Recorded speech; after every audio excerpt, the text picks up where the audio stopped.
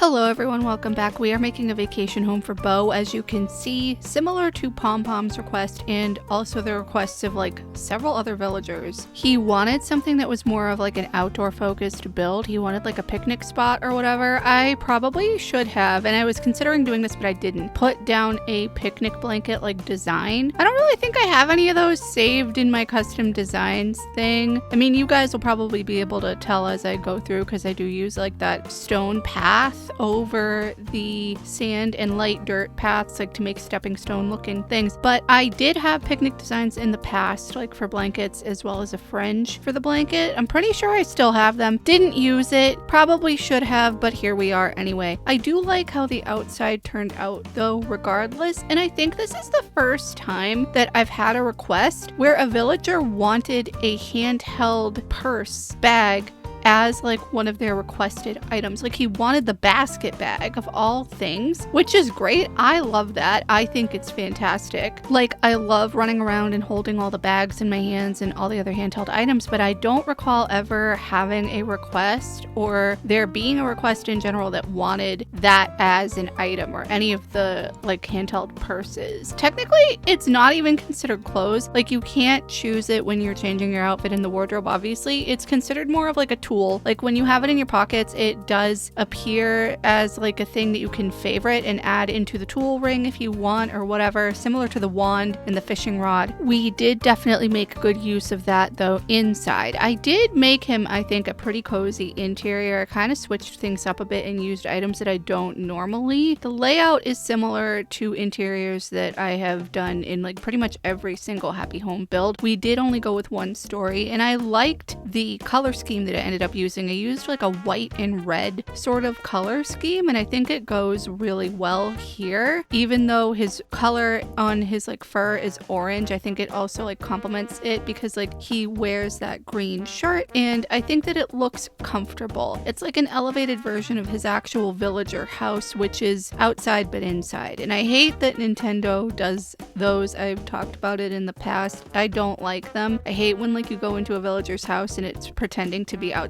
but like it's indoors. I did have to sacrifice my hatred and do that on some of the requests back in like the earlier part of the DLC storyline where you can't decorate outdoors yet, when you can only do like the interior of the houses. I remember that I had, I think it was like Nana or something. It was some request about a park and I put all of the stuff inside of the house and then I just never went back and did anything about it, like to change it. However, we did not end up doing that here. I hope you guys are doing well though. It's been weirdly cold here. It's like the beginning of June when I'm recording this. This video is going to go out I think like closer to the end of June, so hopefully it will warm up, but it's been cold. Like literally the morning of June 1st I went out. There's this local bakery that I really like. I went there. I had on a fleece jacket. I had on like a t-shirt and jeans and I had a fleece jacket because it was cold and it sucked. Today it's actually pretty nice, but the next couple of days we're supposed to be getting smoke from the Canadian wildfires in the air, like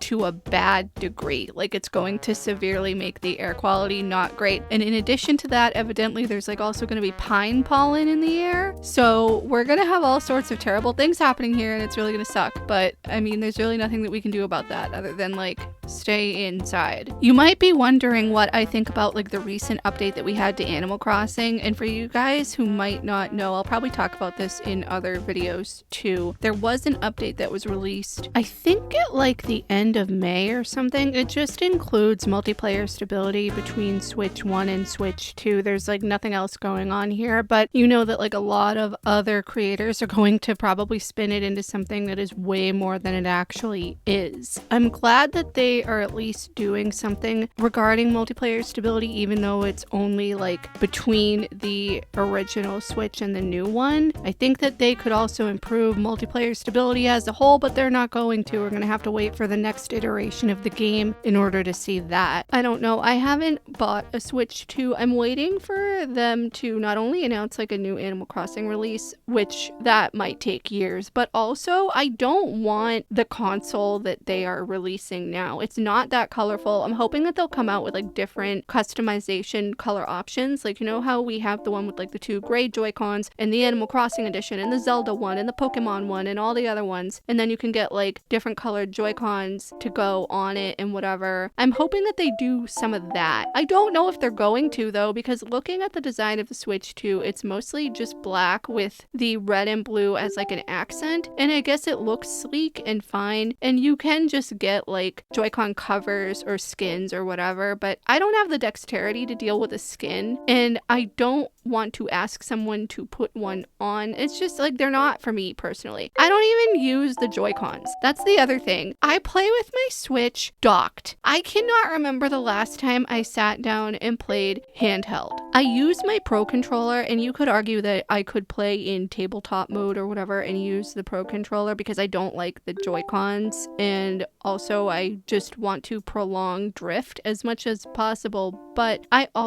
it's easier for me to see my Switch when it is docked because I use it on a bigger screen. For me, the screen size of the Switch is kind of small, and I sometimes have difficulty seeing like smaller elements of it. Similar to like Pocket Camp on my phone. Like I typically will play it on my iPad. Almost exclusively now I play it on my iPad because it is a real pain to transfer your data back and forth. The way that they implemented that is not intuitive, and I really wish that they would fix it, but they're not going to. You have to store your data in your Nintendo account, which like that's great because that's how you back it up. But then if you want to download that data onto another device, you have to like, if you already have the app on there, delete the app and then reinstall the app and then get your data from your Nintendo account. And then you can only back up your data every 24 hours. It's not meant to be playing across multiple devices like you had on the original Pocket Camp app when it was like free to play, because it was just going through Nintendo's servers. And as of right now, the servers are shut down for original Pocket Camp. You can't play that anymore. You also cannot transfer your original Pocket Camp data to Pocket Camp Complete. So if that's something you didn't do, I'm so sorry, but you can't do it anymore. This should have been in the video where I did like my 6-month Pocket Camp Complete retrospective, because I barely talked about this build, but overall, like I think I said, I am happy with how it turned out. I like the interior a lot. It's something different than what I usually do. Like I had alluded to earlier, I used like a lot of different furniture. I probably could have like done well to put like the veggie basket and like some more greenery and stuff around, but I feel like sometimes I go overboard when it comes to plants. As usual though, we got 40,000 Poke for our work. Thank you guys so much for watching. I really hope you enjoyed this video. Please leave any comments, feedback, and suggestions down below, and subscribe if you haven't already.